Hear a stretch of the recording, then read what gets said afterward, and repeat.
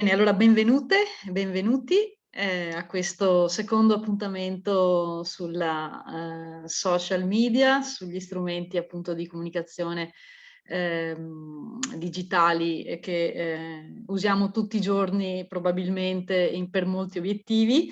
Io sono Caterina Munafò, vi do il benvenuto e ringrazio anzitutto l'amministrazione comunale di Conegliano e la dottoressa Serena Cesca che è qui presente in sala con noi dell'Informa Città, che appunto sostiene e supporta questi percorsi così interessanti e così importanti per la cittadinanza. E do il benvenuto anche ad Alberta Bazzotti, la collega che questa sera appunto completerà la dissertazione sui temi di cui vi accennavo. E direi che appunto magari più tardi vediamo anche quali sono le prossime novità in programma rispetto a questo percorso di interventi, perché adesso attiviamo anche tutta una serie di attività e di iniziative, quindi diamo un po' lo spazio poi per informare i presenti, insomma, delle prossime attività.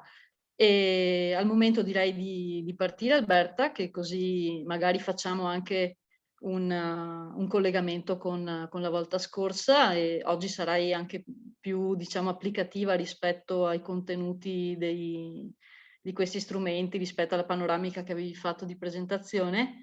E così appunto eventualmente ci possono essere anche delle domande, degli interventi che possono essere inseriti in chat e li leggiamo quando magari è il momento più calzante e risponderemo a questi quesiti. Quindi vi invitiamo anche a essere partecipi, visto che approfittiamo che il gruppo non è così numeroso, di potervi dare tutta una serie di risposte che magari sono anche così, diciamo, utili per scopi sia professionali che di vita privata. Quindi direi, Alberta, che puoi iniziare a impostare.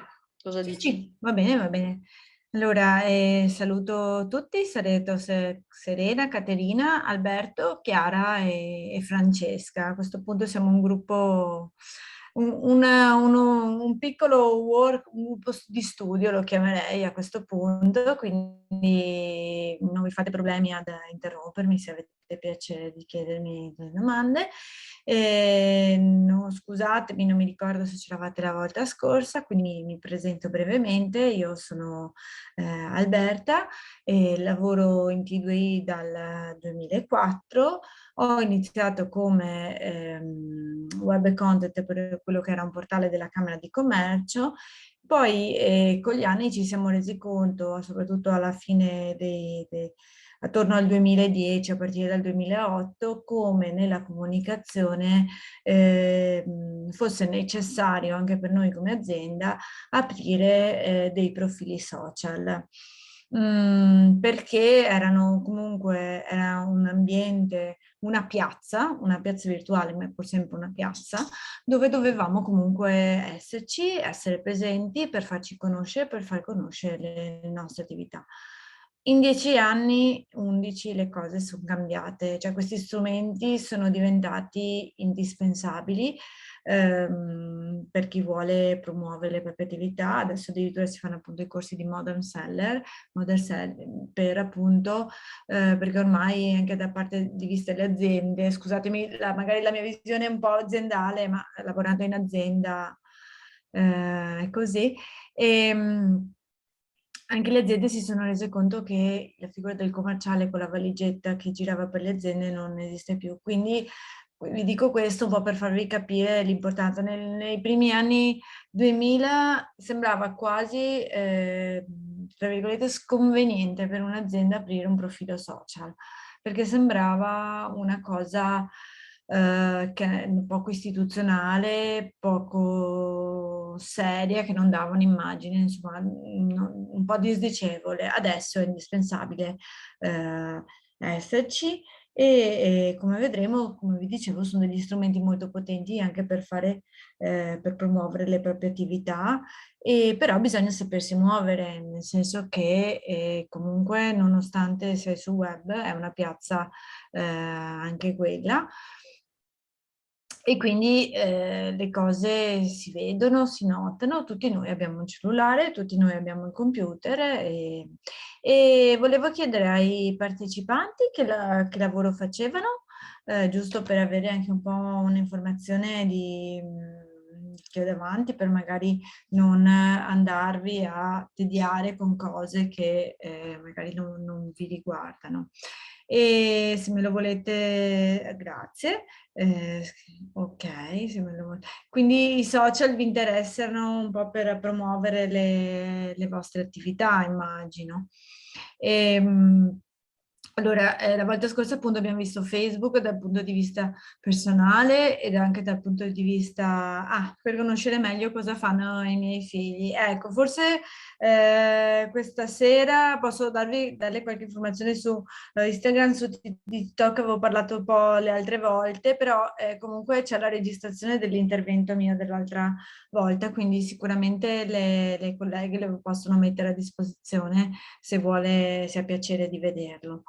Ecco, quindi comunque questa sera sì, l'altra volta abbiamo visto Facebook dal punto di vista del profilo personale, del profilo aziendale. Facebook non è più lo strumento dei giovani, ma sicuramente lo è Instagram, di cui parleremo questa sera.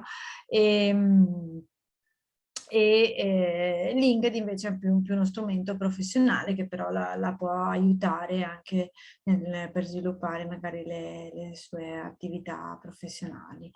Vi condivido delle slide che servono a me un po' per guidarvi questa sera, e se avete delle domande ovviamente fermatemi pure. Quindi come vi dicevo questa sera vedremo un po' LinkedIn, cioè vedremo LinkedIn, come organizzare un profilo personale. LinkedIn sta avendo secondo me una seconda rinascita, nel senso che era un social che stava un po', ha avuto un momento di impasse, però proprio probabilmente anche dovuto sì, sì, certo, sì, sì, sì, Serena, le slide dell'incontro precedente forse non ve le oggi, certo, saranno consegnate, infatti le consegniamo volentieri, poi le potete chiedere agli organizzatori.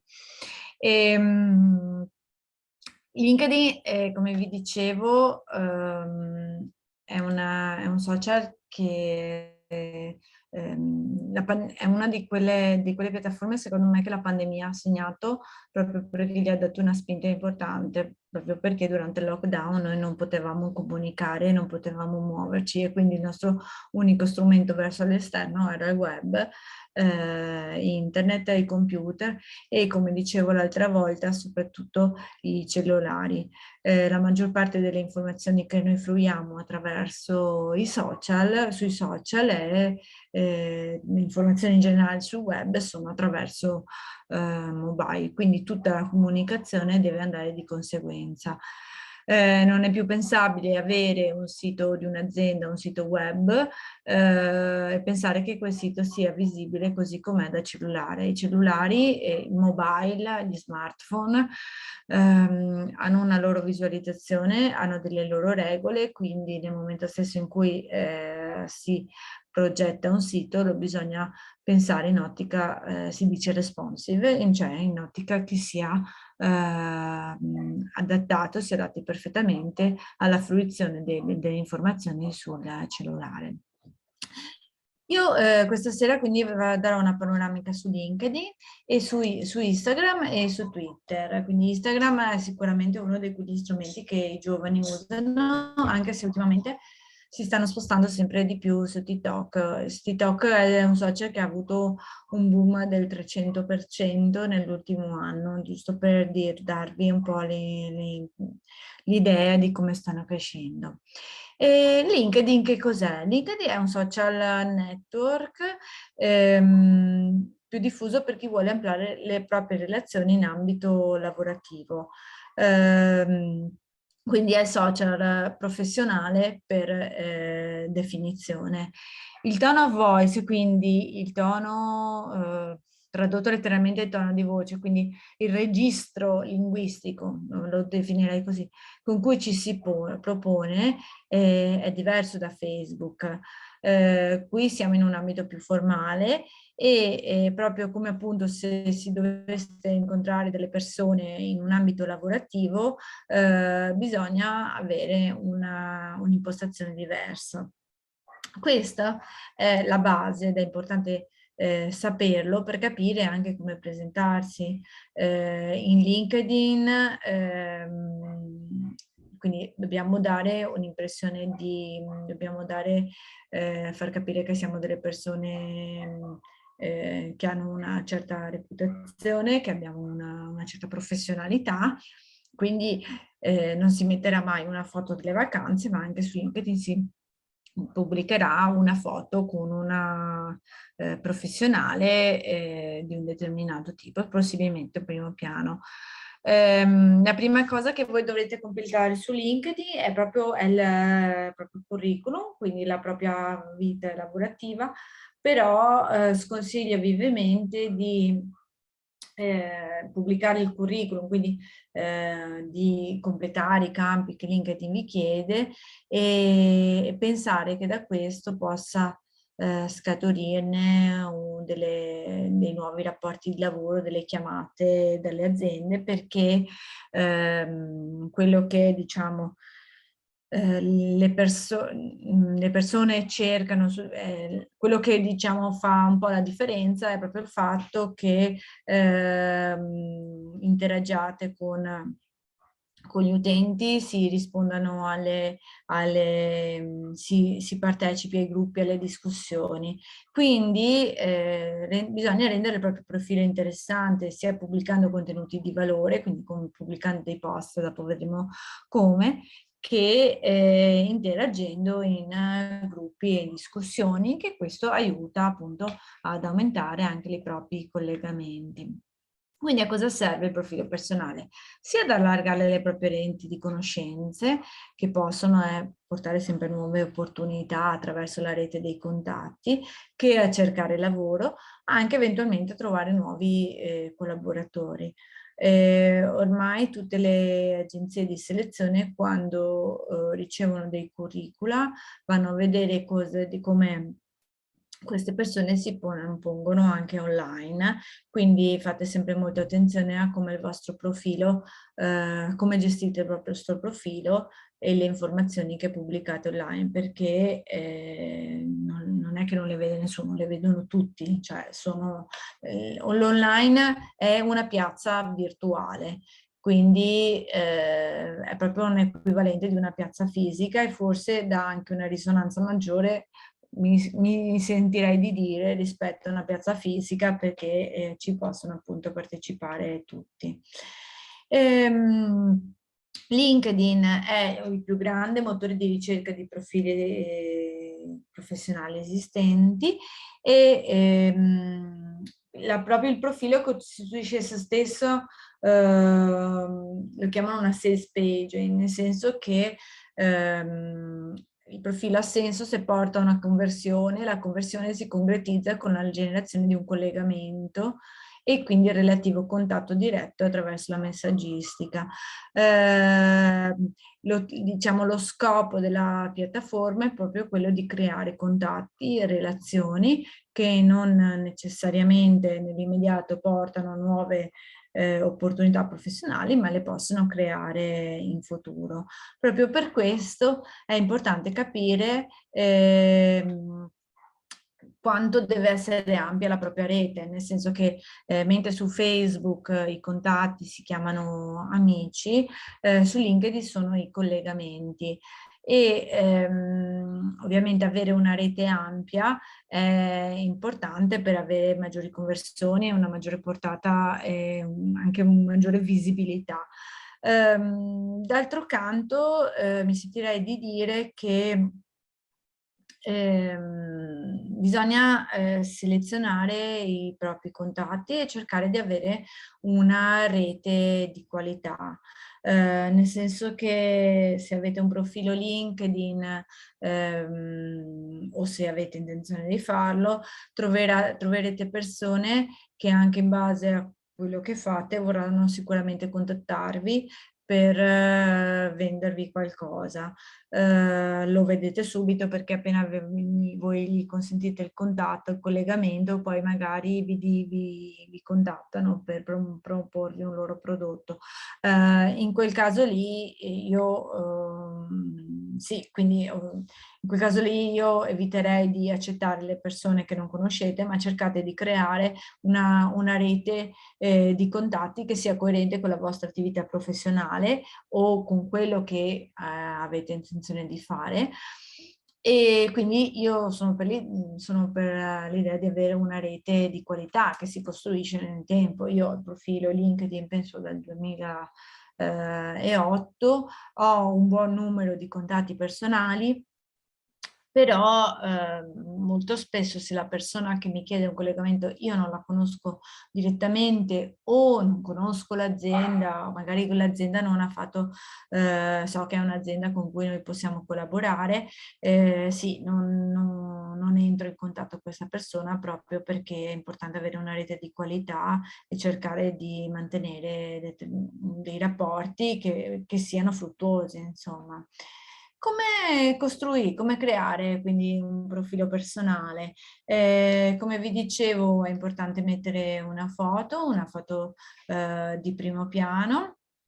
Poi è possibile anche, allora, innanzitutto sì, appunto, bisogna registrarsi, la registrazione è gratuita.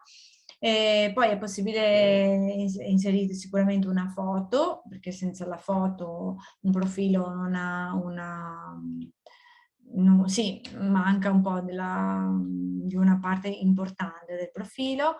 È importante mettere appunto un primo piano. Se riuscite magari anche un po' una foto professionale, perché è la prima cosa che si vede.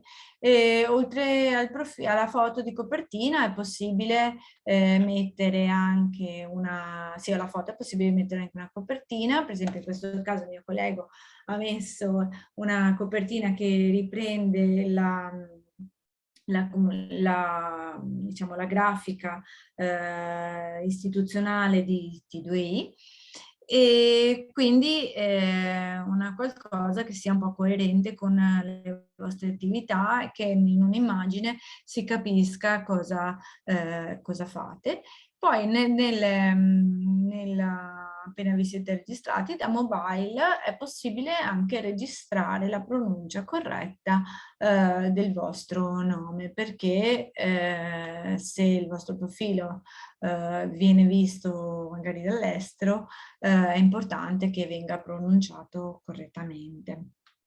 Poi quindi poi una volta che abbiamo creato profilo, abbiamo di fianco al nome possiamo vedere i livelli del collegamento. Se per esempio se io ho un 1 di fianco al nome vuol dire che questo è un mio contatto di primo livello, che dopo vedremo. Posso vedere i titoli di studio e l'attività lavorativa dove il mio collega lavora. Nella headline, che quindi è questa frase breve di 120 caratteri, è possibile inserire una nota su chi siamo, su cosa facciamo, ed è una sorta di mini biografia che è molto importante per il proprio motore, per i motori di ricerca interna, e è possibile anche personalizzare il proprio URL. L'URL è l'indirizzo web, nel senso che se voi non lo modificate, l'indirizzo web del vostro profilo online sarà www.linkedin.com slash e un codice numerico, alfanumerico univoco. Ecco, lì voi potete personalizzarlo mettendo nome e cognome. Vi consiglio di farlo perché è molto importante per l'indicizzazione anche nei motori di ricerca, perché perché se qualcuno vi cerca viene fuori appunto il vostro profilo LinkedIn. Sempre più, apro una parentesi, sempre più nei motori di ricerca ultimamente vengono indicizzate anche le pagine social, quindi anche se si accede con registrazione sono comunque indicizzate, quindi è importante è importante appunto inserire, personalizzare il proprio URL. Altra cosa che qui potete vedere è la rete, nel senso che lui mi dà un'informazione in cui mi dice più di 500 collegamenti. 500 collegamenti sono quindi l'ampiezza della mia rete e mi dice poi quali sono i collegamenti che abbiamo in comune. Mi soffermo un attimo su questa cosa del collegamento di primo livello. I collegamenti di primo livello sono persone con le quali appunto io sono collegato direttamente perché o io ho accettato il loro invito o loro hanno accettato il mio, siamo direttamente collegati. Mentre i collegamenti di secondo livello, se voi vedete di fianco una persona, e posso appunto contattare direttamente i miei collegamenti di primo livello inviando un messaggio su LinkedIn. I collegamenti di secondo livello, invece, secondo grado, sono persone che sono collegate ai miei collegamenti di primo grado e posso invitare queste persone a diventare miei collegamenti attraverso un invito oppure posso chiedere a qualcuno che ci presenti. Mentre possono esserci dei collegamenti di terzo grado, quindi sono collegamenti sempre più distanti, diciamo, da me e quindi ho bisogno, non posso collegarmi a loro, ma posso solo, ma mi viene mostrato solo una lettera, quindi posso inviare loro un invito, se il loro nome e cognome sono visualizzato, posso inviare loro un invito cliccando sul pulsante collegati. Quindi ci sono diversi livelli a seconda di come io sono collegato a quelle persone.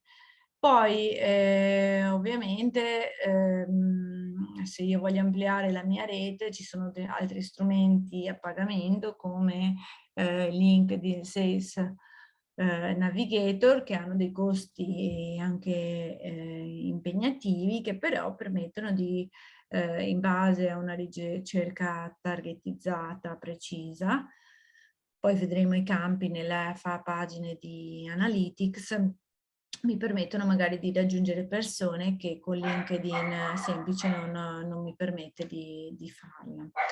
E il riepilogo, quindi una volta che io ho creato il mio profilo, posso avere anche c'è una sorta di presentazione del mio profilo, quindi è un riepilogo dove io do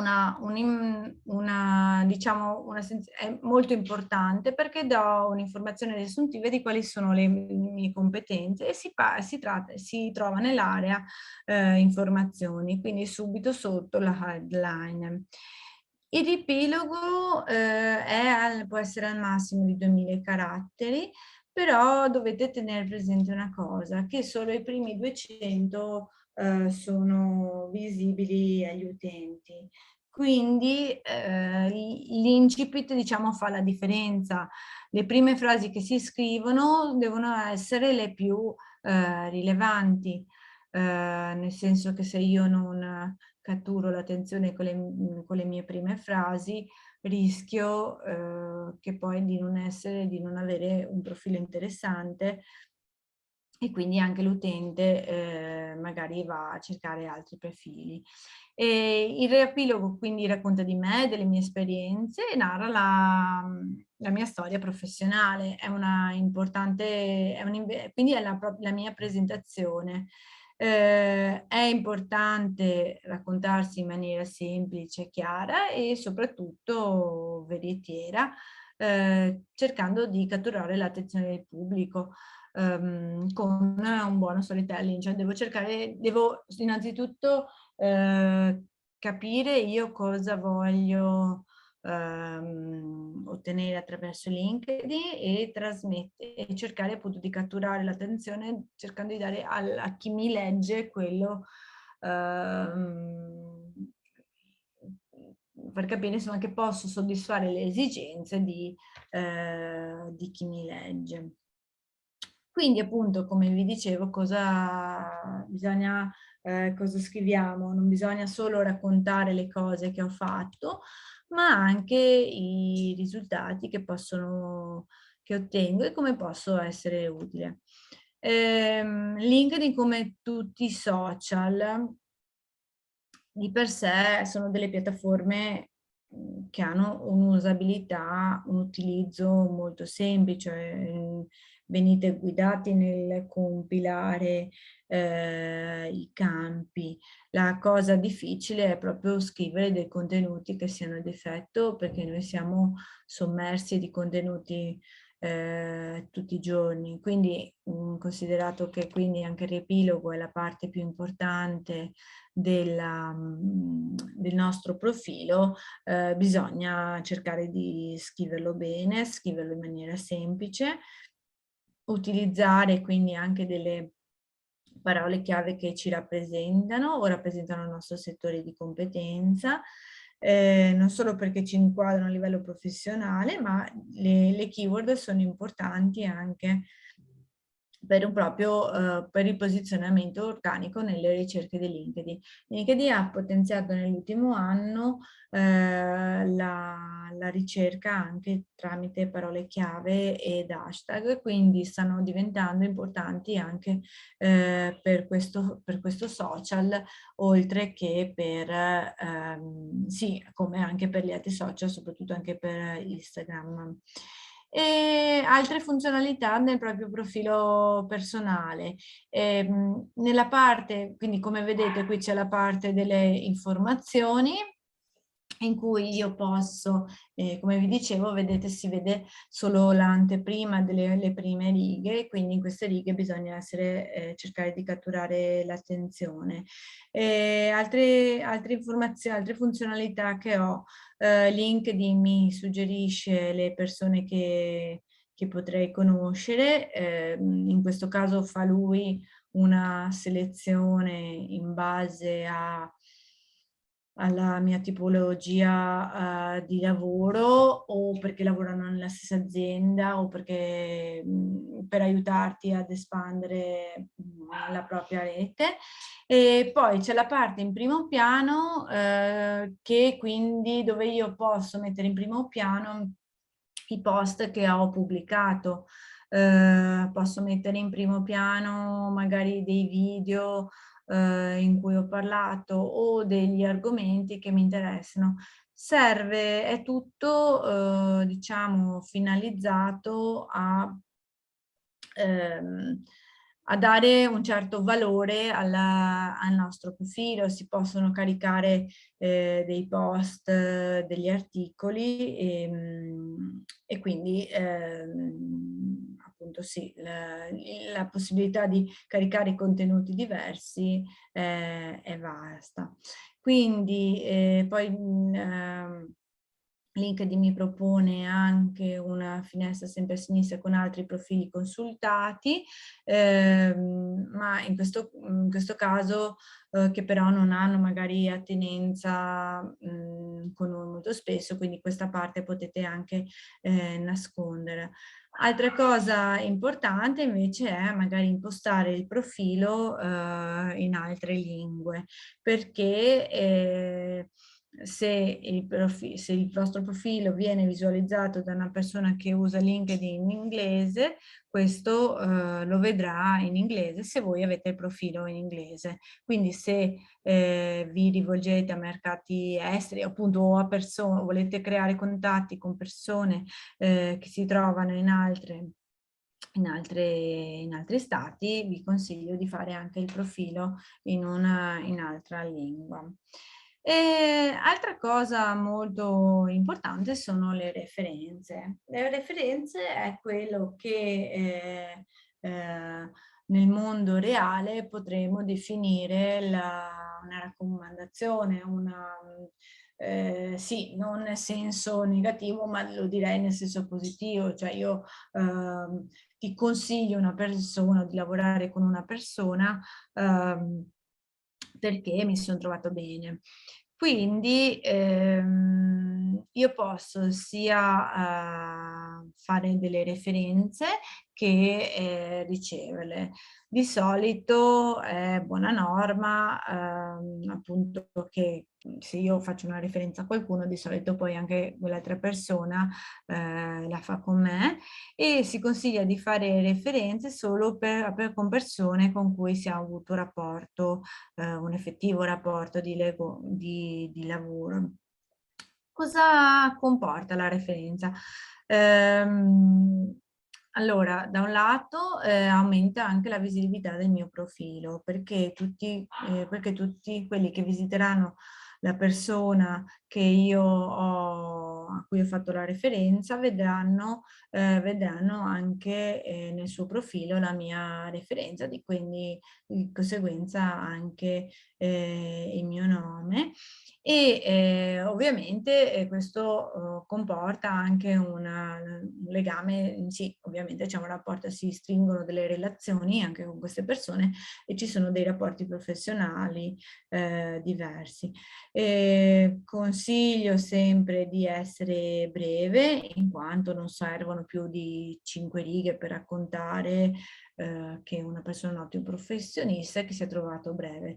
Una delle regole del web è sempre quella di essere brevi, sintetici, non criptici, sintetici ma chiari.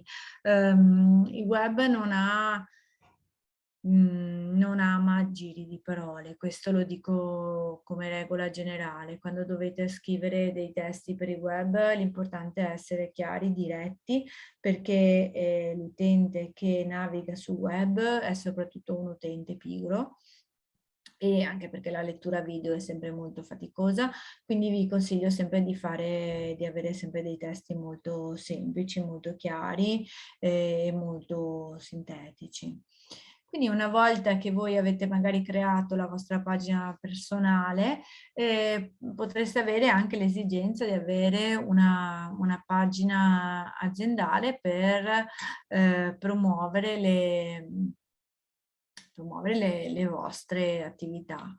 Cosa vi permette di fare la pagina aziendale? La pagina aziendale permette di raccontare la propria storia, di coinvolgere i propri clienti e i propri follower, di pubblicare delle offerte di lavoro, anche di portare anche del traffico al vostro sito attraverso dei post con link ed informazioni. Una cosa che vale un po' per tutti i social è sempre quella di tenere le pagine aggiornate per aumentare la visibilità, perché il numero di follower si crescono giorno dopo giorno.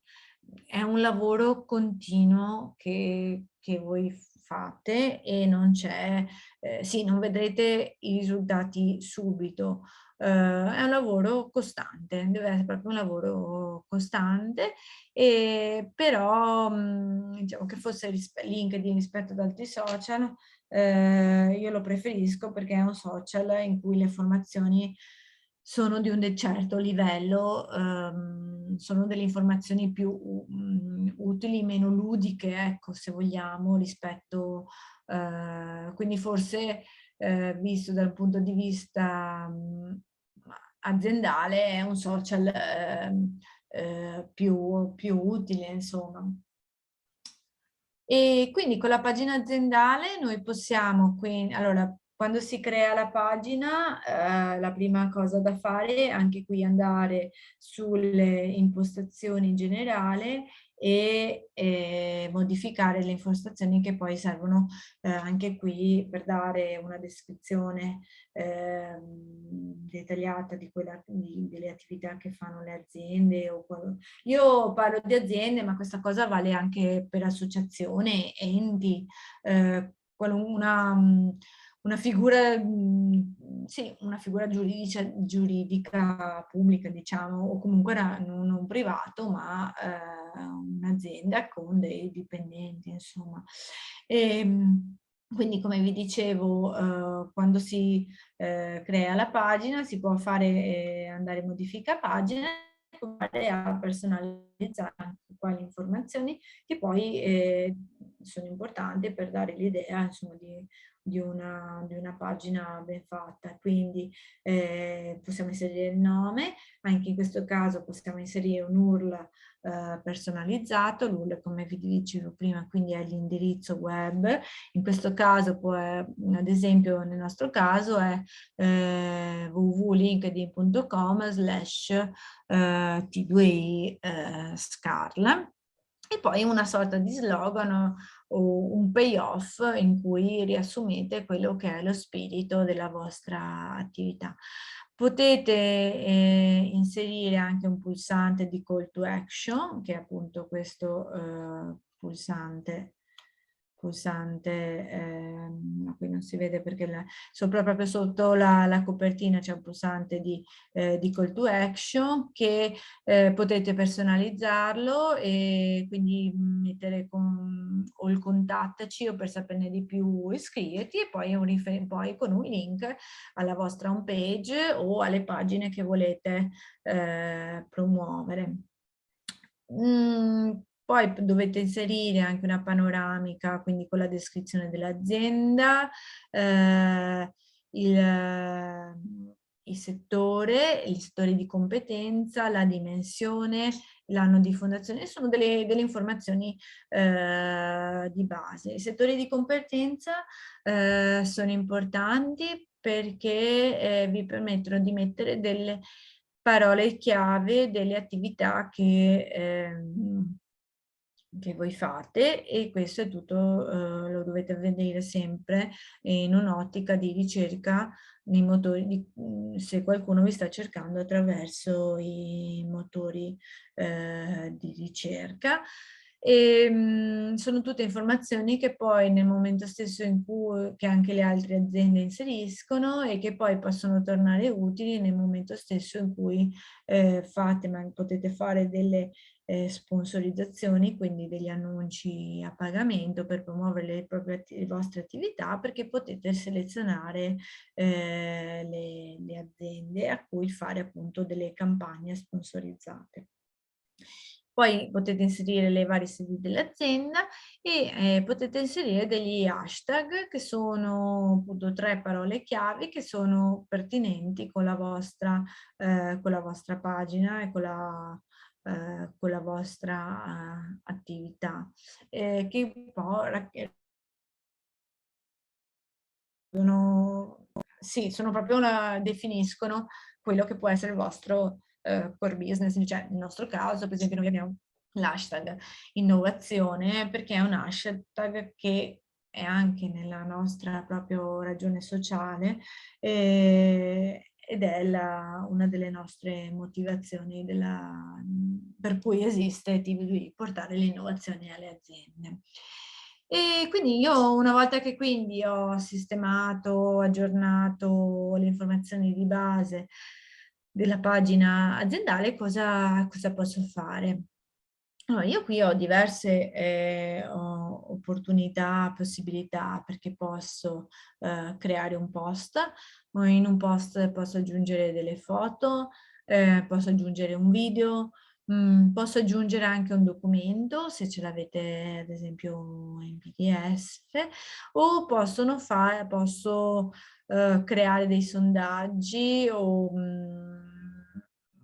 queste sono funzionalità che si usano un po' meno, ma sono funzionalità che un po' aiutano tra virgolette, a movimentare un po' la pagina, possono far sapere che sto assumendo, ecco. Quindi ci sono queste varie opzioni che mi aiutano a creare contenuti alla pagina, che poi posso condividere come pagina e posso anche chiedere ai miei dipendenti di condividerlo, ma lo vediamo dopo.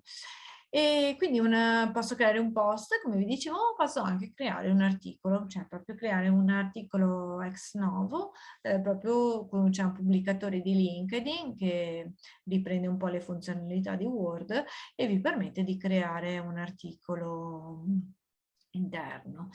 E i dipendenti, ecco, quando voi create una pagina su LinkedIn, una pagina aziendale, i dipendenti possono, quando un dipendente aggiorna un proprio profilo personale, può inserire che lavora presso di voi.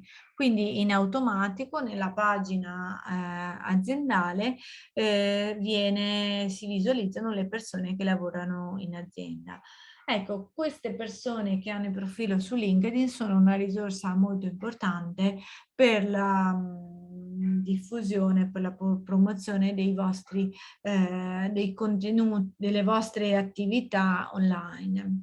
Perché?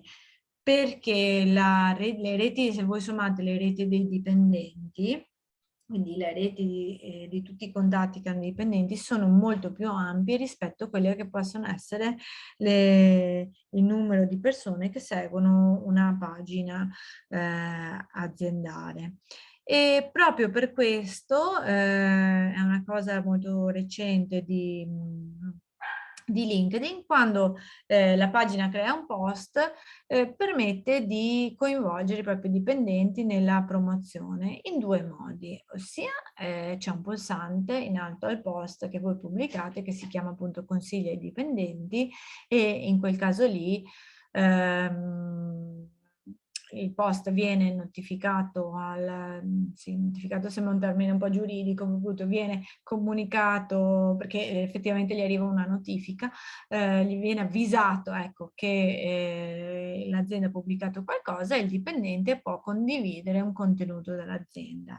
Altrimenti, se siete un po' più strutturati o comunque c'è qualcuno che ha passione per gestire i post, i contenuti, LinkedIn ultimamente, sì, recentemente, sarà un 6 mesi, ha creato una funzione che si chiama Employee Advocacy.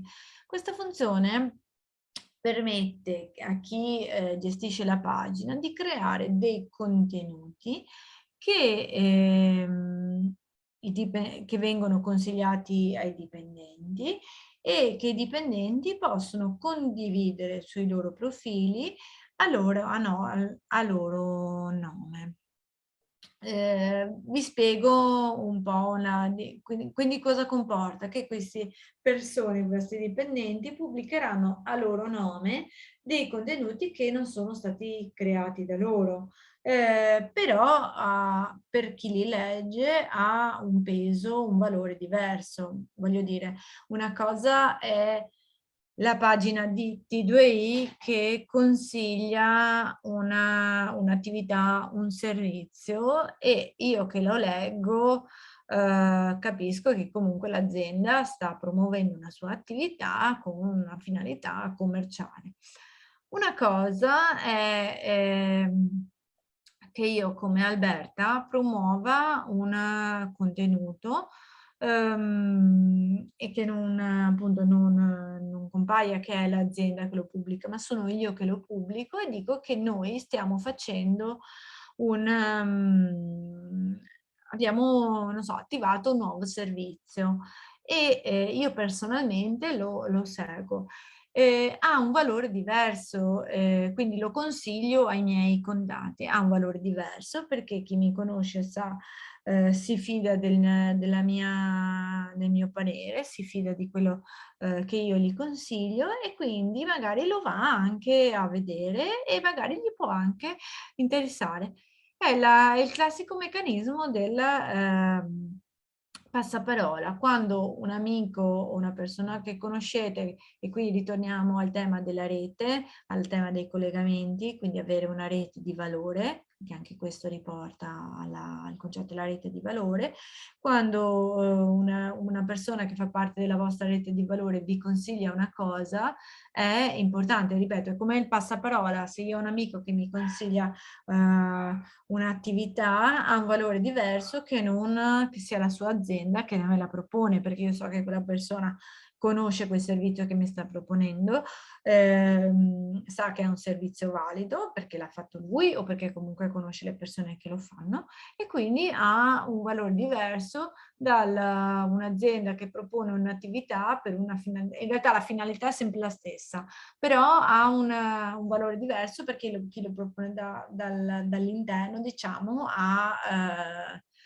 sì, è cosciente, diciamo, di quello che fa.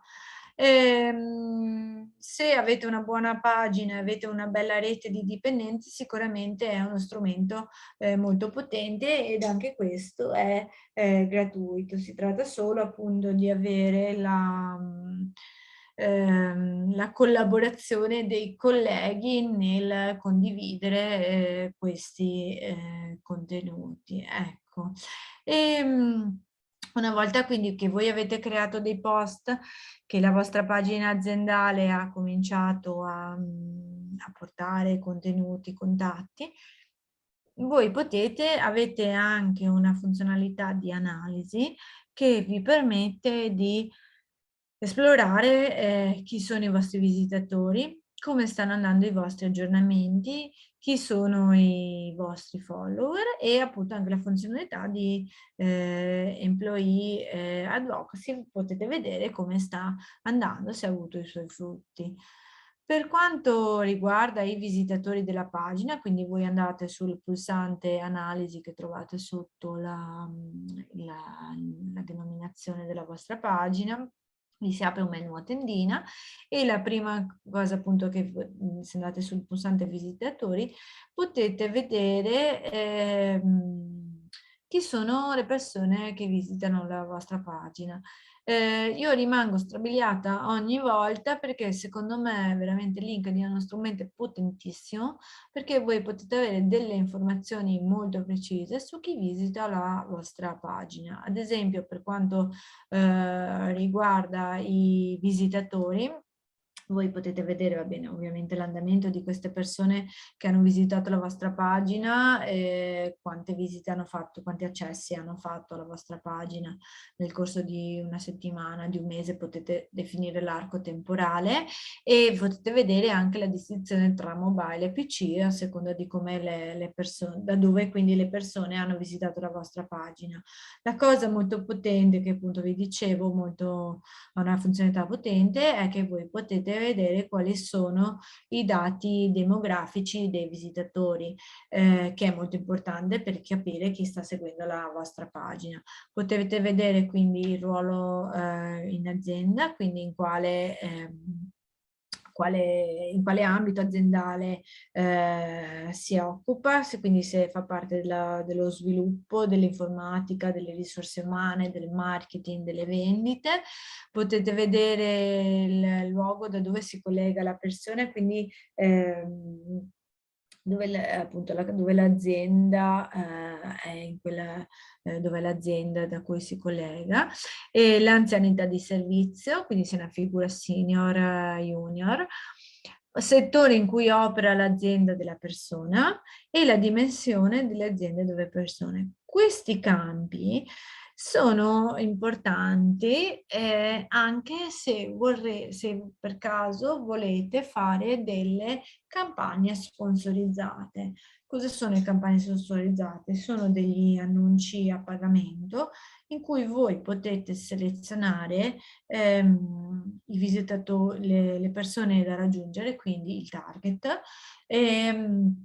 in base a questi ruoli geografici. Io sto facendo un corso per, ad esempio, abbiamo un corso di Modern Seller riguardante che si rivolge agli agenti di vendita, e noi abbiamo potuto impostare quindi una campagna con un budget che potete decidere voi in linea di massima.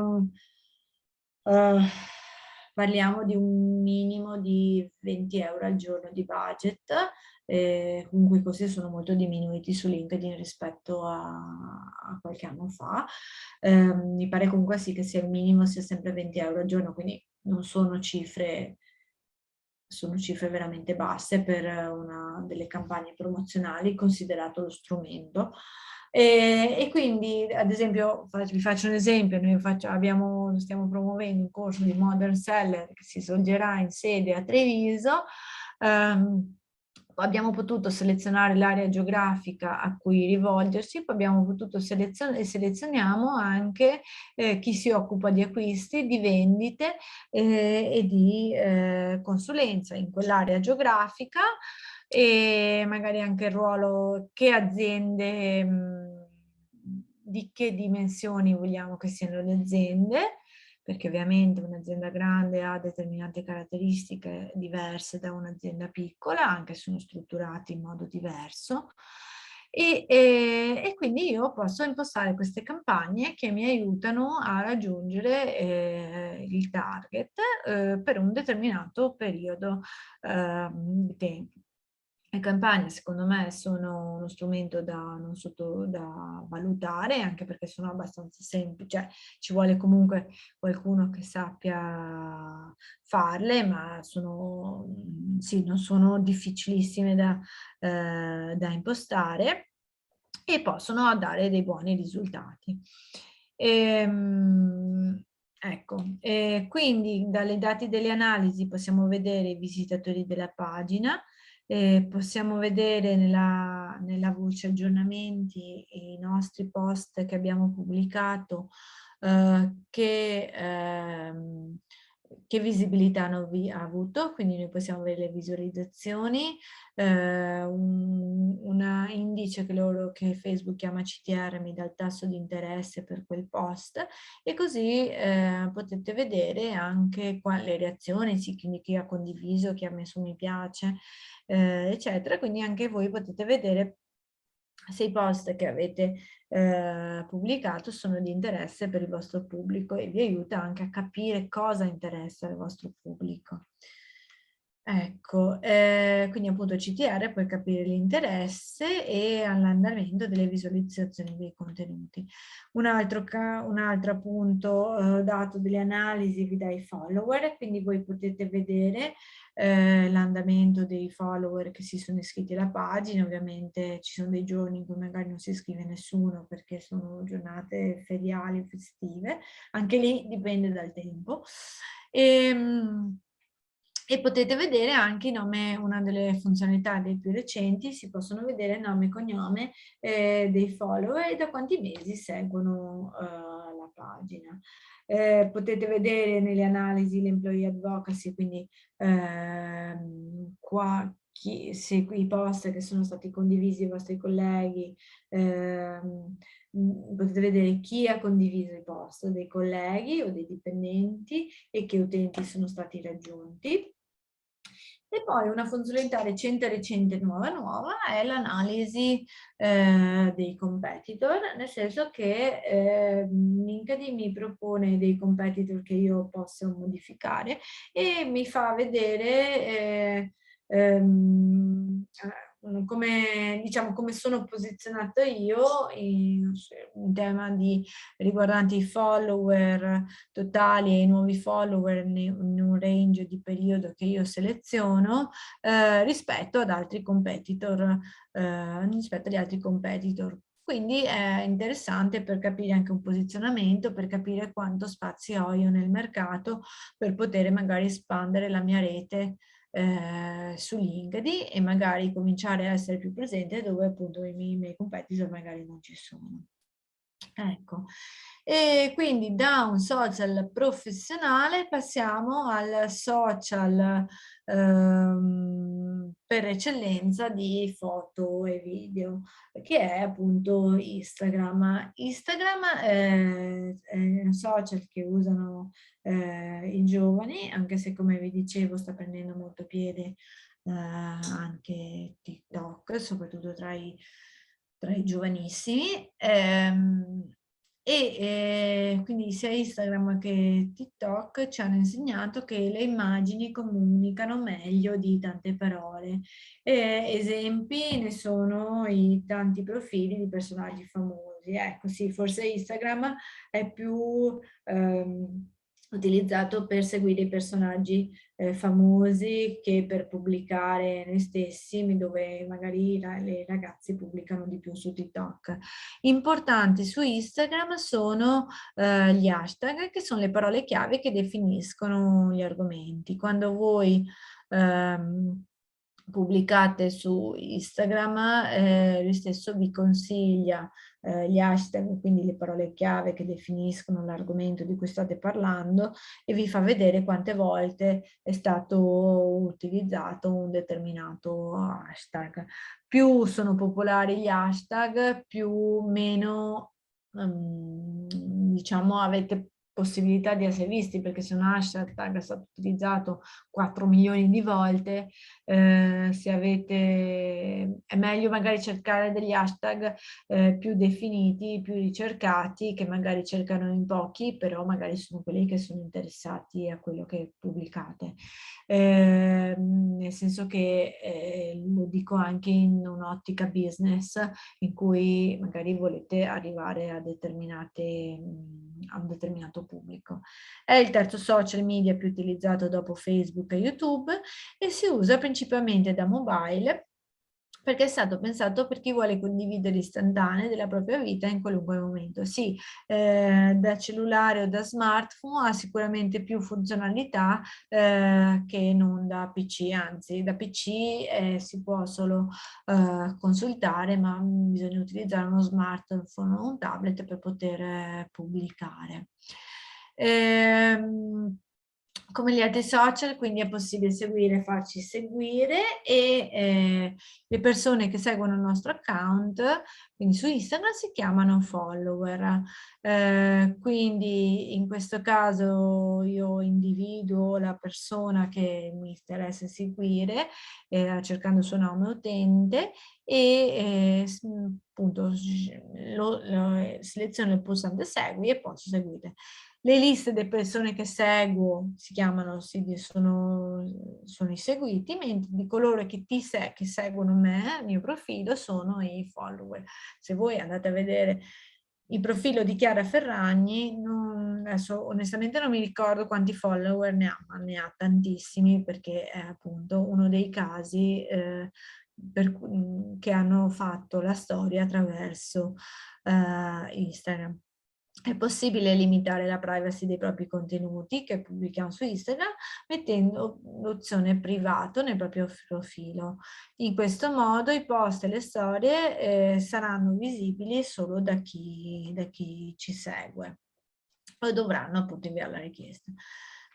Che contenuti posso quindi pubblicare su Instagram? Posso pubblicare dei post, dei reel, che è un po' la risposta che Instagram dà a TikTok, le storie.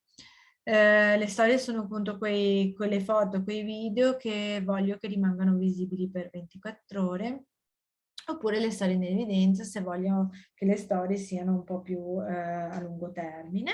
Posso pubblicare anche dei video in IGTV, che dopo vediamo, o creare delle dirette. Per quanto riguarda i post, io posso quindi selezionare una foto dal mio smartphone. Ho dei filtri che posso modificare, qui avete solo l'imbarazzo della scelta di come sbizzarrirvi, nel senso che ce ne sono veramente tantissimi, e posso anche modificare le foto attraverso la pennina che io ho qui in alto. Posso fare di tutto e di più,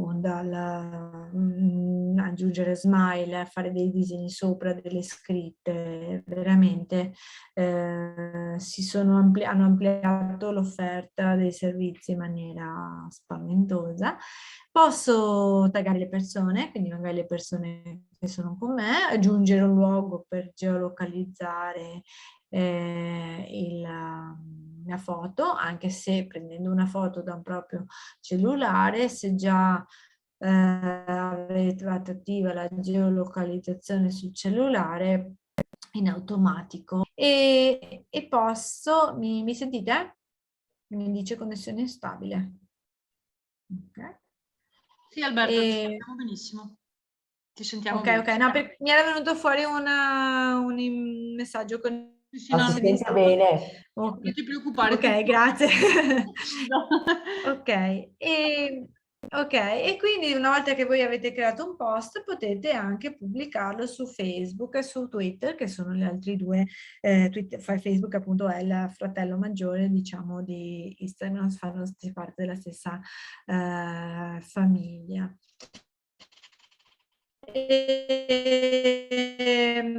Ecco, una cosa sì che non ho detto, i testi molto sintetici, perché appunto in questo senso sono le immagini che parlano, e con gli hashtag di cui vi ho parlato prima. Sì, volevo dire una cosa importante che non ho detto, rispetto agli altri social, in un post non si può mettere un link ad una pagina esterna. L'unico link personalizzabile è nel proprio profilo quando si pubblica un post, questo per le pagine aziendali. Quindi se io pubblico un post con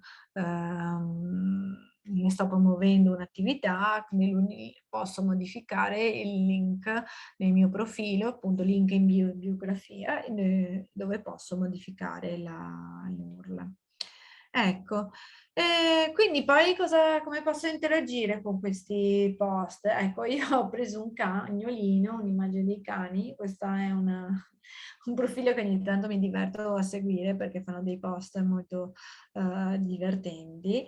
Come dicevo, mio amico docente universitario, cani, gatti, cagnetti hanno sempre il maggior numero di like sui social, perché sono le cose che attirano maggiormente l'attenzione, e proprio per questo appunto ho messo un'immagine di un cucciolo, e vista anche l'ora mi piaceva un po' divertirmi su questa cosa. E come posso quindi interagire con un post? Posso cliccare sul cuoricino e quindi mettere mi piace, posso lasciare un commento dove c'è l'iconcina del fumetto, quindi sull'iconcina del fumetto posso mettere, o posso condividere la foto della foto con un messaggio, o posso condividerlo nella mia storia, in cui posso scegliere se farlo vedere a tutti oppure no. E quindi allora Instagram nasce con la funzionalità principale dei post. Poi, come vi dicevo, ci sono le storie, che è una funzionalità che ormai c'è in tutti i social, ce l'ha anche LinkedIn, le storie, ma le toglieranno perché per quello che fa LinkedIn non ha senso le storie, che sono appunto dei post temporanei che gli utenti condividono con i propri follower, e le storie rimangono, la cosa appunto più importante è che le storie rimangono online 24 ore, e tutti i contenuti multimediali importati nelle storie possono essere modificati prima della loro pubblicazione, perché come vi dicevo prima ci sono i filtri, quindi le icone con delle faccine, gli adesivi o gli effetti speciali, cioè avete solo di che sbizzarrirvi, e vi consiglio di provare, è la cosa migliore per capire come funzionano, perché come vi dicevo tutti i social hanno un'usabilità abbastanza semplice, quindi veramente la cosa migliore è provarli, cioè avere una delle nozioni di base e poi provare. Se volete che delle storie rimangano in evidenza nel proprio profilo e che quindi non scompaiono, potete metterle appunto in cima al proprio profilo, e cliccando la funzionalità storia in evidenza. Un'altra funzionalità che permette, allora nelle storie, nei post, è possibile condividere dei video, nei post è possibile condividere dei video non più di 30 secondi. Per condividere dei video più lunghi o a schermo intero c'è la funzionalità IGTV, che quindi permette di condividere dei video anche di 1 minuto, di 1 minuto e mezzo, anche se ve lo sconsiglio perché abbiamo visto anche noi con le nostre statistiche che un video più lungo di 30 secondi non viene visto. Quindi 30 secondi, tant'è che appunto anche TikTok fa dei video da 15, 30, massimo 60 secondi. E a proposito di TikTok, anche Instagram non poteva essere da meno per non perdere utenti e ha creato Reel, che proprio permette di creare dei video divertenti da condividere. Queste sono le classiche funzionalità che usano appunto i ragazzi, potendo inserire la musica, gli effetti speciali, gli strumenti creativi, ecco. Gli hashtag, come vi dicevo, servono un po' per etichettare quindi le parole chiave e sono molto importanti perché si può da un lato sfruttare quelli più in voga per acquisire visibilità, dall'altro lato non è un uso scorretto riempire i post di hashtag, cioè quando ne avete messi 4 o 5 sono più che sufficienti, metterne 20 non ha alcun senso, rischia di essere controproducente. Ecco, quindi anche qui su Instagram c'è la possibilità di creare un profilo aziendale. Le funzioni, è importante quindi anche in questo caso, visto che l'immagine ha una predominanza come strumento importante, è importante creare contenuti che abbiano una coerenza tra di loro. Ad esempio, qui abbiamo creato un filone di immagini che promuovevano un determinato, abbiamo creato delle immagini coordinate per un determinato filone di corsi che promuovevamo, e proprio perché dare anche in questo senso si guida l'utente nei contenuti che creiamo, cioè diamo una coerenza di contenuti cercando di mantenere magari sempre lo stesso colore, che sia comunque riprenda il nostro logo, o comunque se abbiamo appunto filoni di contenuti diversi che siano simili. Quindi si può pensare di fare un'attività di marketing che preveda di raccontare i propri prodotti a più puntate con foto che abbiano la stessa coerenza grafica. Anche qui è possibile creare delle campagne sponsorizzate mettendo in evidenza dei post e cercando di raggiungere proprio il proprio pubblico targetizzato. E anche qui è possibile definire un proprio pubblico in base a un'area geografica, a un'età e agli interessi che si promuovono, nel senso che siamo tracciati, nel senso che in base a come noi ci muoviamo in questi social, di conseguenza i social ci fanno vedere i contenuti che ci interessano. Se io guardo le foto dei cagnolini, mi piace una foto che parla di cagnolini, eccetera, eccetera, i social, Instagram mi martelleranno di video con i cuccioli. Quindi i contenuti che voi vedete sono strettamente collegati alle attività che voi fate, a come vi muovete su Instagram, ma anche su tutti gli altri social. Ecco. Ci sono degli algoritmi altamente gli algoritmi che lavorano in questo senso, che ovviamente noi non conosciamo e che che si guardano bene Facebook, si guarda bene Instagram, di farci conoscere, perché appunto fa parte della loro ricchezza, per sapere cosa noi guardiamo e farci vedere dei contenuti. E è possibile anche configurare uno shop con una vetrina personalizzabile.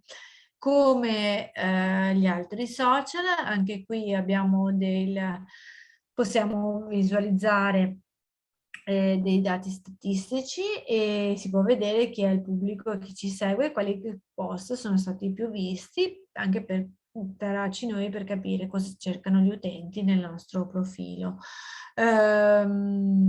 Possiamo vedere quanti follower o anche persone che non sono nostri follower, che però comunque raggiunto, o che tipo di contenuto hanno visto, cioè se hanno visto dei post, dei reel di IGTV. E la cosa interessante è che mi fa vedere se ho raggiunto non solo quanti follower, quindi le persone che già seguono la mia pagina, se sono interessati ai miei contenuti, ma mi fa vedere anche quante persone che magari non hanno messo il segui alla mia pagina, che però vedono le mie informazioni e vedono anche le visite. Si possono vedere anche le visite al mio profilo, delle info sul mio profilo, quante volte sono state viste. Ovviamente l'interazione con i miei contenuti, post, storie, video di GTV, anche video in diretta, e il numero totale di follower, quindi i luoghi più popolari da cui i follower si connettono, perché comunque con gli smartphone noi siamo sempre geolocalizzati e quindi ci permette di vedere anche la geolocalizzazione dei contenuti, permette che magari io faccio vedere i miei contenuti a chi è magari nei dintorni del mio post. Poi mi fa vedere anche il numero di follower in base alle fasce d'età, al genere e anche al periodo di maggiore attività. Sono veramente, non mi stancherò mai di dirlo, degli strumenti che, se usati bene, sono veramente molto molto molto potenti, ecco. E l'ultimo social con cui terminerei un po' la carrellata è Twitter. Sì, ci vorrebbero ore e ore per ciascun social per conoscerli bene, però spero nel frattempo di avervi dato un po' un'infarinatura così generale. La particolarità di Twitter è che i tweet, quindi i post, devono essere al massimo di 140 caratteri. È un social particolare, nel senso che è nato per una condivisione rapida e immediata delle notizie e per dare aggiornamenti in tempo reale.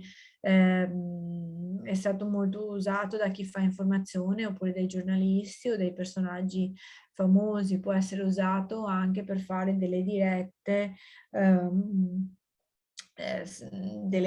diciamo immediate a degli eventi. O l'altro giorno per esempio l'ho visto utilizzata a un talk show in televisione, perché ormai si guarda la televisione però si interagisce anche con i cellulari, in cui le persone commentavano quello che vedevano in diretta, quindi ha un utilizzo veramente diverso, più immediato, che si esaurisce in quell'attimo in cui viene pubblicati. Anche qui sono importantissimi gli hashtag per definire l'ambito in cui si sta parlando, e anche perché l'hashtag in questo caso è molto forte per la ricerca. Se voi entrate su Twitter, voi vedete quali, vediamo se nelle tendenze io posso vedere quali sono i tweet o gli hashtag più popolari. Ad esempio l'altro giorno che Facebook è andato, Facebook, WhatsApp sono andati down, non funzionavano. è partito subito l'hashtag su Twitter, Facebook down o Twitter down, e quindi chi metteva, cercando con quell'hashtag nel motore di ricerca, si potevano vedere tutti i tweet in tempo reale che davano informazioni su quello che stava succedendo. E oltre all'hashtag, quindi l'hashtag è il cancelletto, è importante sapere che si possono anche menzionare persone o enti di cui stiamo parlando in quel post, mettendo appunto la chiocciola e citando quella persona. Di norma, se quella persona ha il profilo, viene in automatico visualizzato il suo nome, e quindi questa persona poi viene avvisato che c'è stata una menzione, e quindi magari può riprendere la notizia. È un modo per condividere le informazioni. Ad esempio, faccio un esempio, io sto promuovendo un'attività, un webinar con un altro ente, e metto che ho organizzato un webinar in collaborazione con Pinco Pallo, quindi metto in collaborazione @ Pinco Pallo. A Pinco Pallo viene avvisato che io l'ho menzionato, e lui può retweetare il mio tweet, può mettere mi piace, quindi è una sorta, serve un po' per amplificare le notizie, per creare rete nelle notizie, per dare più visibilità. Su Twitter è possibile aggiungere foto, video, link e immagini in generale. In questo caso, come appunto TVI, noi abbiamo creato solo la pagina aziendale, perché sì, in questo caso non è necessario avere un profilo personale per poi creare la pagina aziendale, ma è stata creata direttamente la pagina aziendale. E anche in questo caso noi possiamo avere, abbiamo tutti i social hanno appunto la parte di analytics, quindi di analisi dei dati, in cui io posso vedere come sono andati i miei social, posso vedere in questo caso quali sono stati i miei tweet più popolari in base al tasso di interazione, la visualizzazione dei tweet, quindi quante volte sono stati visti, le visite al profilo, quante volte siamo stati citati nelle menzioni, e i follower sono anche i numeri di persone che seguono la pagina. Ecco, ho dimenticato una cosa importante per quanto riguarda le pagine aziendali di LinkedIn e anche di Facebook. È possibile avere più amministratori che gestiscono le pagine a vari livelli, cioè di solito un super amministratore, e poi possiamo dare accesso anche ad altri utenti come amministratori o come editor per pubblicare i contenuti. Questo è importante perché è un mestiere, è una professione solo gestire i social, cioè nel momento stesso in cui voi immagino abbiate anche altre attività quotidiane da fare, è impegnativo, quindi magari se si può condividere appunto questa attività con altre persone, è anche più semplice per voi poterla gestire meglio. Per quanto riguarda i profili aziendali, io mi sento di dire che bisogna fare tutto commisurato alle proprie capacità, nel senso che io non è il caso di aprire dei profili aziendali per poi lasciarli lì inutilizzati. Cioè, quando apro dei profili aziendali in cui l'ultimo post risale a un mese fa, è già troppo tardi, è già una pagina che non è aggiornata e non ha sicuramente una buona reputazione, o comunque non mi dà delle informazioni che io sto cercando veloci, rapide, e non mi invoglia neanche a seguirlo. Ecco. Una buona media potrebbe essere appunto pubblicare un paio di post a settimana. Sto parlando di social come LinkedIn. e Facebook e anche Instagram. Twitter ha un'altra filosofia molto, molto più rapida, lo vedrei nell'utilizzo di attività, manifestazioni, webinar, convegni. Se voglio dare una diretta via Twitter di un convegno che sto seguendo e magari le persone non possono essere presenti.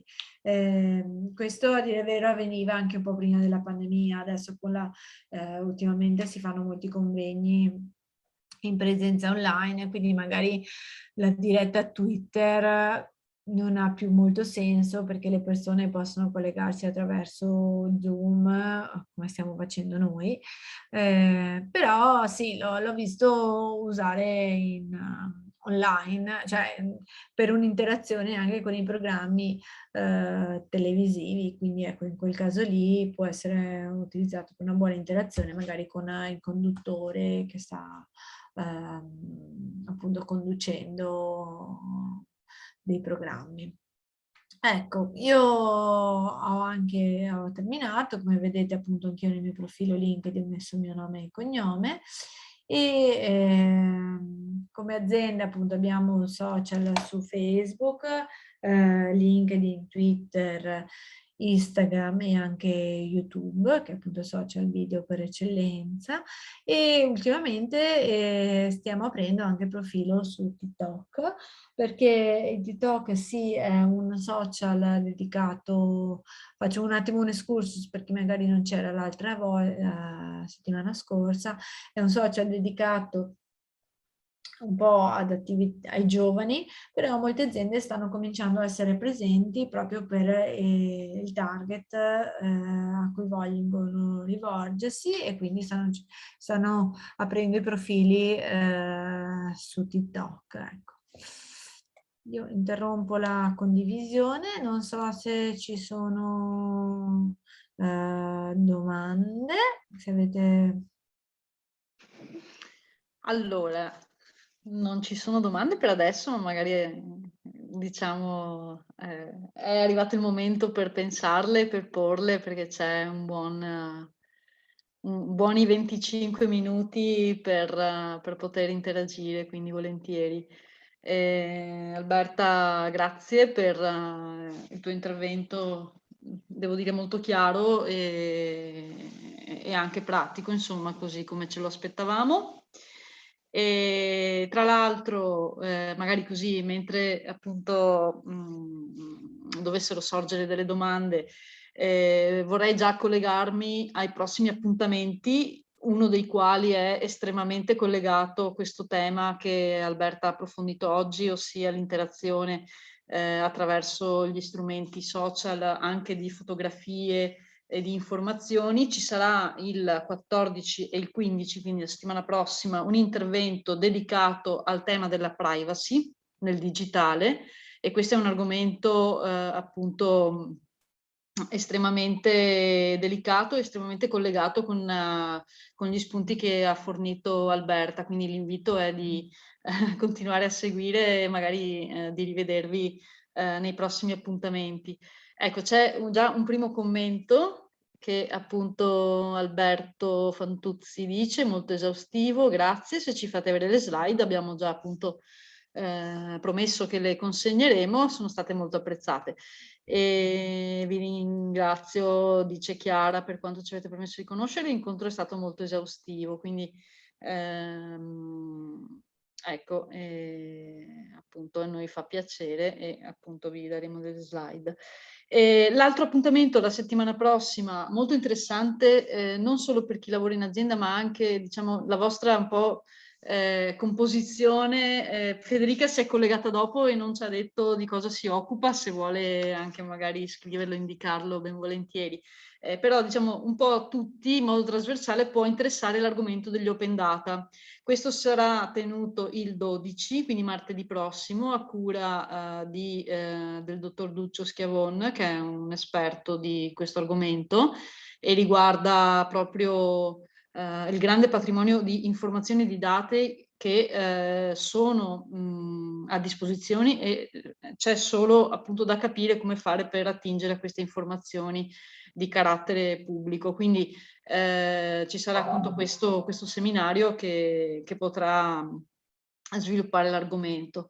E inoltre lancio un'ultima informazione che riguarda l'attivazione presso gli spazi di coworking messi a disposizione dal Comune di Conegliano di un servizio di coprogettazione, dove è possibile appunto prenotare una postazione, trovare una postazione anche già dotata di PC, di rete e collegamento internet, per poter lavorare e incontrare anche delle persone, fare appunto dei meeting, lavorare anche appunto in team, oppure lavorare individualmente.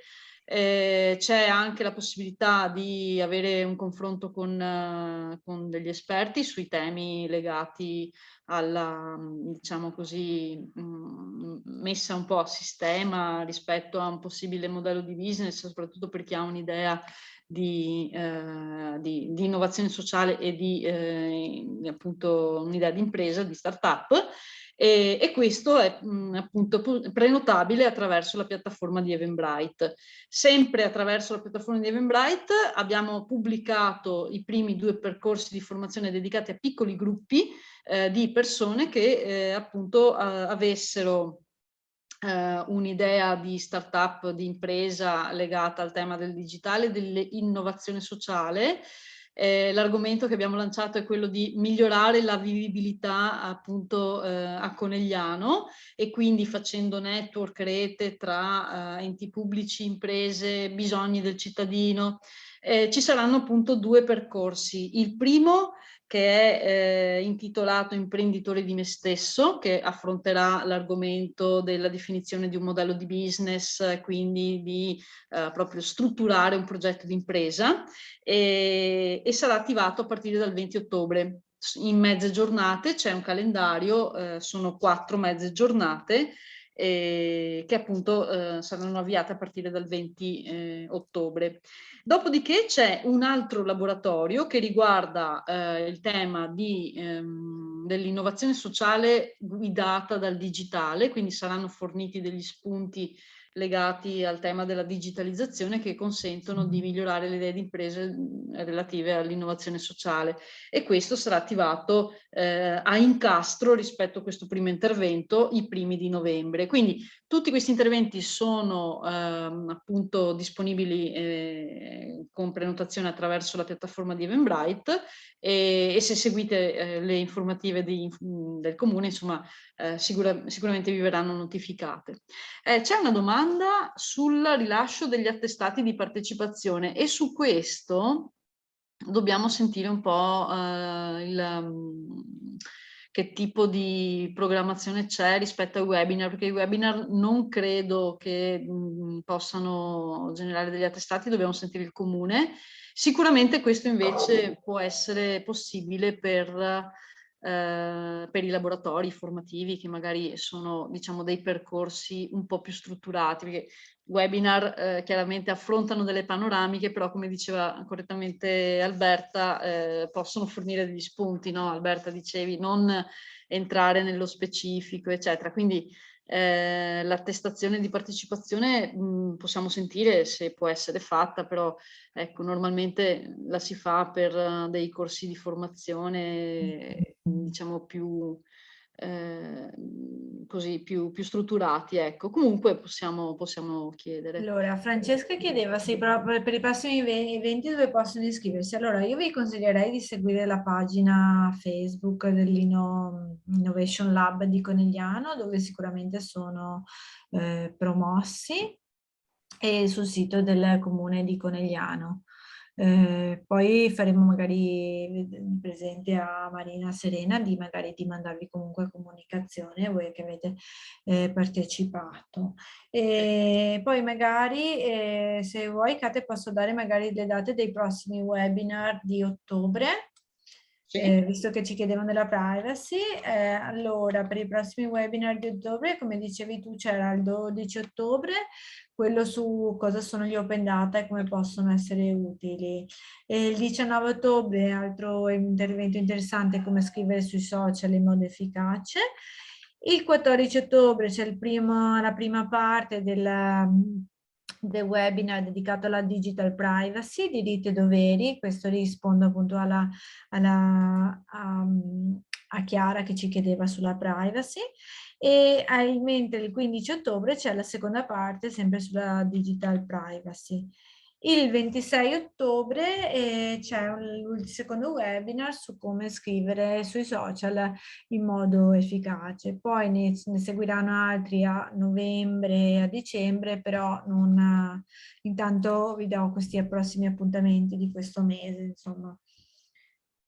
In ogni caso penso che se appunto vi rivolgete anche all'informacità, insomma Serena, al Comune di Conegliano, vi possono fornire tutti i programmi che oltre a quelli diciamo curati da T2I sono anche messi a disposizione attraverso altre partnership, perché l'Innovation Lab di Conegliano comunque ha un partenariato che oltre a T2I coinvolge anche altri soggetti, quindi per avere anche un quadro completo potete, credo, proprio rivolgere un quesito ai referenti, insomma.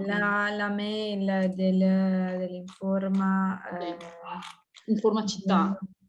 Informacità @comune.conegliano.tv.it cioè informacità senza l'accento sulla A. Informacità.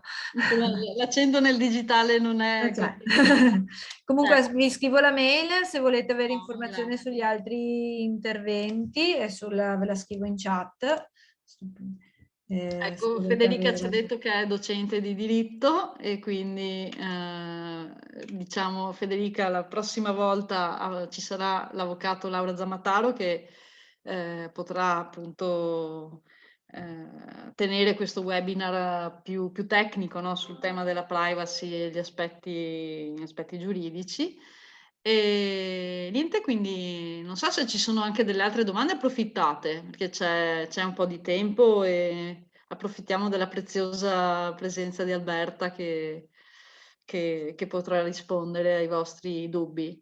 Alternativamente ci sentiamo e potete anche appunto venirci a trovare allo spazio di coworking, possiamo definire anche un appuntamento con voi se vi interessano questi argomenti, anche gli stessi argomenti che ha trattato Alberta, per un modo anche più applicato, più specifico per la vostra realtà, per la vostra azienda, per il vostro lavoro, possiamo fare anche questo tipo di assistenza, insomma, più individuale. Ecco, quindi è previsto anche questo.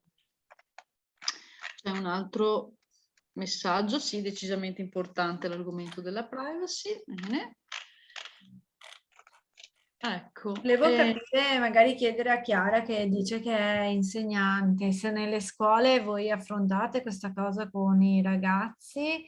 Ah, ecco, potrebbero essere previsti incontri anche per gli studenti, ma allora non so se nel progetto sono previsti incontri con gli studenti, Kate. Allora, c'è una rete che coinvolge le realtà scolastiche che è diretta appunto dal Comune di Conegliano. Bisogna sentire l'ente proprio per capire anche diciamo, il coinvolgimento delle scuole. So che stanno attivando dei laboratori anche dedicati ai giovani sulla robotica, quindi ci sono anche questi interventi qui. Però ecco, diciamo che vado a declinare tutto rispetto all'informazione con i referenti stessi, che è la cosa migliore. Però sì, sicuramente, perché uno degli obiettivi principali dell'Innovation Lab è proprio quello di andare a aumentare diciamo, i virtuosismi anche di sistema, quindi il dialogo fra gli enti, fra le scuole, fra le imprese, fra i cittadini, e in questo senso il mondo dell'educazione nella scuola è sicuramente... E per quanto riguarda i ragazzi e i social, mi sento di consigliare, Chiara, uno psicologo che sto seguendo, che si chiama, probabilmente anche lo conoscerà, si chiama Alberto Pellai, che ultimamente fatto anche dei libri interessanti sui social e sui ragazzi, anche sull'importanza di non dare il cellulare ai ragazzi prima dei 14 anni. Questo libro è uscito proprio adesso e quindi potrebbe essere anche interessante perché appunto dà una visione un po' diversa da quella, sì, diciamo ci aiuta un po' a riflettere tutti su determinati aspetti, insomma, che non sono sicuramente, i social non sono dei mostri, però bisogna saperli usare bene, insomma, ogni epoca ha le sue strumentazioni. Ecco, Ecco, Chiara dice che ti segue appunto perché conosce quest'autore e anche la vostra scuola, Chiara, ha aderito al progetto, quindi magari non mancheranno occasioni per intercettarci ancora, insomma, ecco. Quindi voi siete insegnanti scuole medie o superiori? Federica, Chiara? Possiamo anche aprire i microfoni se Ah volete. sì, se potete aprire i microfoni se non avete paura di noi. La superiore, ok. Superiore Federica, ecco. Sì, beh, effettivamente è diritto. Sì, Ecco. buonasera. Buonasera. Io sono insegnante all'Istituto Grava, Ah, scuola ok. secondaria. Ok, quindi avete anche voi... Sì, sono delle problematiche diverse, cioè penso che gestirli... ne sento di tutti i colori, ecco, quindi sicuramente poter gestirli con un esperto sarebbe importante. Non so se questa esigenza venga anche dai ragazzi o loro si sentono abbastanza sicuri nell'usare certi strumenti. Ma diciamo dipende dai ragazzi. Alcuni hanno magari anche delle famiglie alle spalle che li guidano nell'utilizzo dei social o non glielo permettono.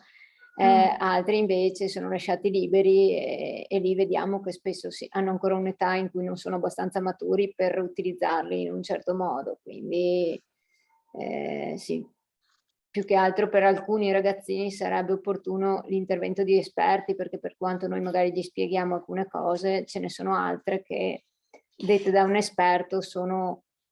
Sì, anche perché non so se c'era la volta scorsa, purtroppo in rete si nascondono tante malintenzionati. Cioè, io magari sono stata anche l'altra volta un po' dura, nel senso che veramente non volevo demonizzare i social perché ci lavoro e io mi diverto a fare il mio lavoro, devo essere sincera.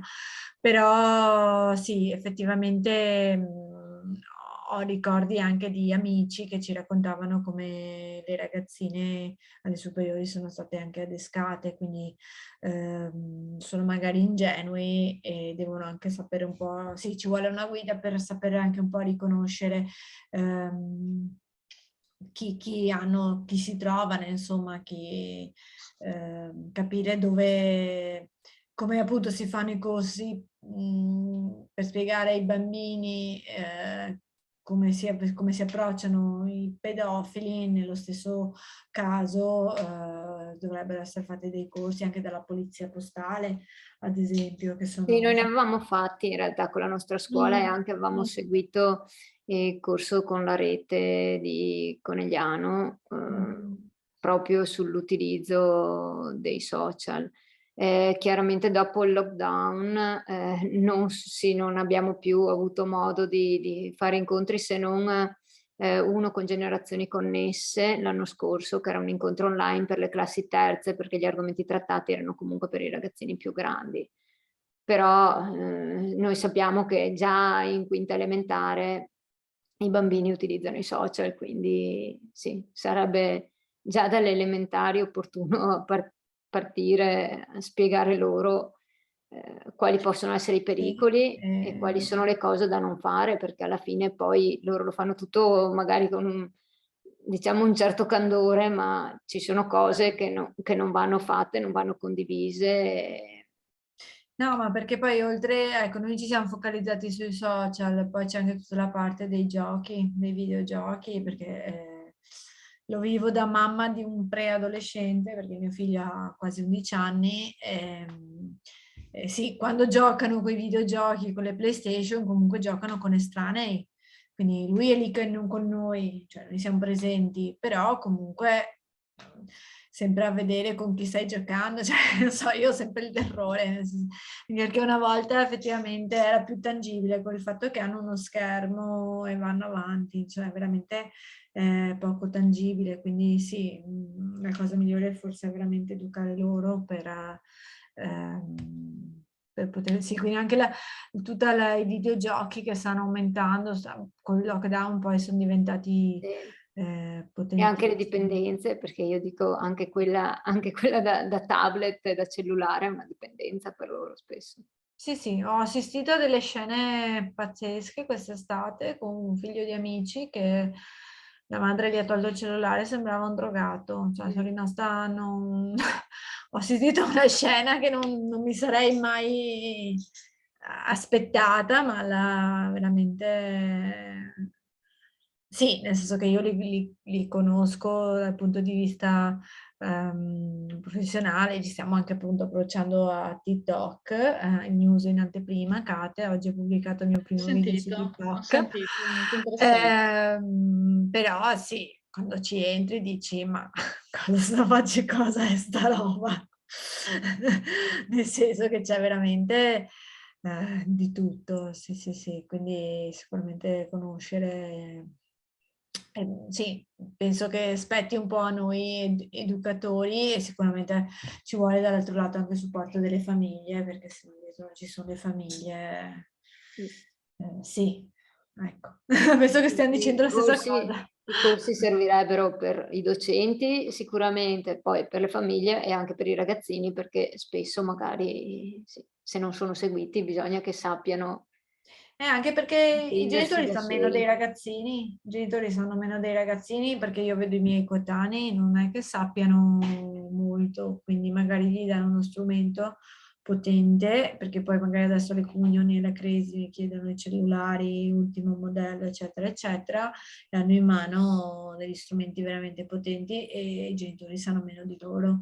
Quindi sì, forse i corsi servirebbero anche effettivamente ai genitori per fargli capire, sì, perché è tutta una questione, mi corregga se sbaglio, di buon senso, nel senso che io posso mettere tutti i figli, tutti i parental control che voglio, ma loro sono bravissimi a eluderli, cioè tra di loro si parlano, quindi è una questione di come di quando facevano gli incidenti di Pontebana, prende macchine che andavano addosso ai platani, cosa hanno fatto? Togli i platani? No, non tolgo il platano, il tolgo con qualcos'altro, la patente.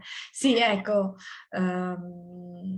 sì, quindi sono strumenti che devono essere utilizzati, specialmente TikTok, secondo me, quelli ultimi di messaggistica sono veramente pazzeschi, ecco, insomma. Bene. Bene, io vi ringrazio. Grazie a voi, siamo a Grazie a voi. disposizione, vi lascio la mia mail, comunque se per caso, comunque vi faremo avere le slide, quindi insomma per qualunque cosa volentieri. Interrompo anche la registrazione perché abbiamo concluso anche questa fase. E buona serata a tutte, grazie per essere state con noi fino alle 8 dopo una giornata